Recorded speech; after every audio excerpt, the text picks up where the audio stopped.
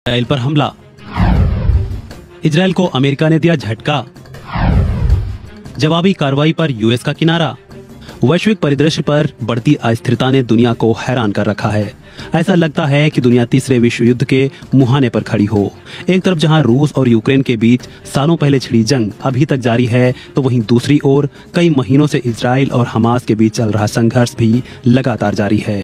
अस्सलामुअलैकुम दोस्तों, ईरान और इसराइल की जंग में अब अमेरिका का सबसे बड़ा किरदार माना जा रहा था, क्योंकि इसराइल तो खुद तो कुछ कर नहीं सकता। वो हमेशा अमेरिका की तरफ देखता है। जब हमास ने हमला किया था तब भी अमेरिका ने सारा असला फराम किया और इसराइल ने तबाही मचा दी थी। अब भी जो ईरान ने हमला किया है तो इसराइल ने अमेरिका से मदद मांगी है और अमेरिका ने कह दिया है कि वो यूक्रेन जंग में बिजी है, वो अब कोई मदद नहीं करेगा। अमेरिका ने इसराइल को ये कह दिया है कि अगर तुमने ईरान पर हमला किया है तो वो तुम्हारी अपनी जिम्मेदारी होगी। हम तुम्हें यही कहेंगे कि अभी ईरान पर कोई हमला न करो, बात को ठंडी होने दो, मुज़ाकरात से हल करो। दोस्तों, ये अमेरिका कह रहा है जो इसराइल का बाप है। इसराइल तो रियासत है ही नहीं, वो अमेरिका की एक कॉलोनी है। लेकिन अमेरिका के हालात ऐसे नहीं है कि वो एक और फ्रंट खोल दे और ईरान जैसे मुल्क के साथ वो लड़ाई शुरू कर दे। यूक्रेन तो दोस्तों एक छोटा सा मुल्क था, उसकी वहाँ पर उन्होंने मदद शुरू कर दी थी। अब क्या वो ईरान से डायरेक्ट वार शुरू कर सकते हैं? और फिर ईरान और दोस्तों हौसी जो जहाँ पर बैठे हैं, ये पूरी दुनिया के बड़े रास्ते हैं। अगर इन्होंने यहाँ पर तबाही मचा दी तो फिर अमेरिका का भी बिजनेस तबाह हो जाएगा इसराइल की वजह से। और इसराइल को अमेरिका ने आईना दिखा दिया है और कहा है कि वो अब इस हमले का जवाब किसी भी हमले से ना दे, बल्कि वो इंतजार करे। लेकिन अब दूसरी ओर ईरान ने भी इजराइल पर सीधा अटैक कर दिया है। शनिवार देर रात करीब 300 ड्रोन और मिसाइलों से ईरान ने इजराइल पर हमला बोला। ईरान की इस कार्रवाई के बाद इजराइल में भागदड़ सी मच गई। बताया जा रहा है कि 12 लोग घायल भी हुए। ईरान की इस कार्रवाई को लेकर कहा जा रहा था कि अमेरिका ईरान पर काउंटर अटैक कर सकता है, लेकिन इसको लेकर अमेरिका ने इजराइल को बड़ा झटका दे दिया है।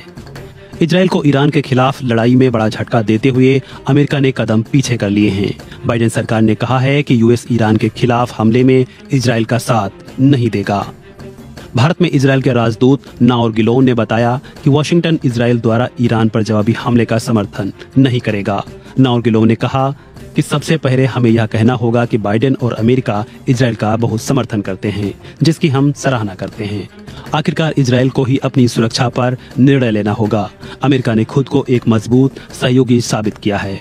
हम निश्चित रूप से परामर्श करेंगे। अंतिम निर्णय इजरायलियों को करना है। First of all, we have to say that Biden and the US were so supportive of Israel. We are very much appreciative all along this attack on Israel. At the same time, at the end of the day, Israel is the one that will have to take the decisions on its own security. So I think that US proven itself as a strong ally, and we will surely consult, but the final decision has to be Israeli. It's our lives at the end of the day.